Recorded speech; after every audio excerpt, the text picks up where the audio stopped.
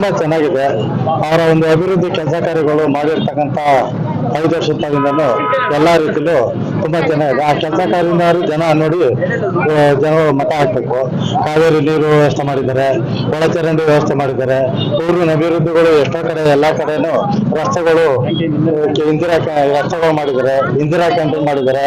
ಈಗ ಹಾರೋಹಳ್ಳಿ ತಾಲೂಕು ಆದಾದ್ಮೇಲೆ ಎಲ್ಲಾ ರೀತಿಲೂ ಹಾರೋಹಳ್ಳಿ ಆಫೀಸ್ಗಳಿಗೆ ಎಲ್ಲ ಒತ್ತು ಕೊಟ್ಟು ಅವರು ಒಂದು ಇಂಟ್ರೆಸ್ಟ್ ಆಗಿ ತಗೊಂಡು ಅವರ ಒಂದು ತಾಲೂಕು ಕಚೇರಿಗಳು ಮಾಡಬೇಕು ಅಂತ ಅಂದ್ಬಿಟ್ಟು ಭಾರಿ ಹುಮ್ಮಸ್ಸಲ್ಲಿದ್ದಾರೆ. ಕಾವೇರಿ ನೀರಂತೂ ಎಲ್ಲ ಈಗ ಅಲ್ಲಿ ರನ್ನಿಂಗ್ ಆಗಿ ಎಲ್ಲಾ ಮನೆಗಳು ಕಾವೇರಿ ನೀರು ಕೊಟ್ಟಿದ್ದಾರೆ. ಬಿಜೆಪಿ ಜೆಡಿಎಸ್ ಮೈತ್ರಿಯಾಗಿ ಬೆಂಗಳೂರು ಗ್ರಾಮಾಂತರದ ಅಭ್ಯರ್ಥಿ ಅಂತ ಡಿ ಕೆ ಸುರೇಶ್ ರವರನ್ನ ಮಣಿಸಲೇಬೇಕು ಅಂತ ಇಟ್ಟಿದ್ರೆ ಇದ್ರ ಬಗ್ಗೆ ನೀವೇನ್ ಹೇಳ್ತೀರಾ? ಯಾವುದೇ ಕಾರಣಕ್ಕೂ ಆಗಲ್ಲ, ಅದು ಸುಳ್ಳು. ಈ ಮೋದಿ ಈ ಕ್ಷೇತ್ರಕ್ಕೆ ಬೆಂಗಳೂರು ಗ್ರಾಮಾಂತರ ಕ್ಷೇತ್ರಕ್ಕೆ ಪ್ರಧಾನಮಂತ್ರಿ ಮೋದಿ ಬಂದು ನಿಂತ್ಕೊಂಡ್ರು ಡಿ ಕೆ ಸುರೇಶ್ ಅವ್ರನ್ನ ಸೋಲ್ಸೋದಕ್ಕೆ ಆಗಲ್ಲ. ಇದೇ ಜಾಗದಲ್ಲಿ ಅಮಿತ್ ಶಾ ಅವರು ಕೂಡ ಬಂದು ರೋಡ್ ಶೋ ಮಾಡಿದ್ದಾರೆ. ಯಾರು? ಅಮಿತ್ ಶಾ ಬಂದ್ ಮೋದಿನೇ ಬಂದಾಗಲ್ಲ, ಅಮಿತ್ ಶಾ ಬಂದಾಗುತ್ತಾ? ಯಾವುದೇ ಕಾರಣಕ್ಕೂ ಆಗಲ್ಲ.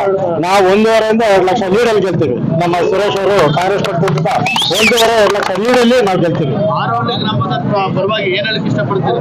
ನಾವು ಹಾರೋಹಳ್ಳಿ ಗ್ರಾಮಸ್ಥರು ನಮ್ಮ ಕಾಂಗ್ರೆಸ್ ಪರ ತುಂಬಾ ಒಲವಾಗಿ ಇಟ್ಕೊಂಡು ಎಲ್ಲ ಲೀಡ್ ನಾವು ಹಾರೋಹಳ್ಳಿ ಪಟ್ಟಣ ಪಂಚಾಯತ್ ಏನಿದೆ, ಹಾರೋಹಳ್ಳಿ ಹೋಬಳಿ ಏನಿದೆ ಅದು ನಾವು ಲೀಡ್ ಕೊಟ್ಟೇ ಕೊಡ್ತೀವಿ. ಸರ್, ನಿಮ್ಮ ಹೆಸರು ಪರಿಚಯ? ನನ್ನ ಹೆಸರು ಶೇಖರ್, ಮಾಜಿ ಡೈರೆಕ್ಟರ್.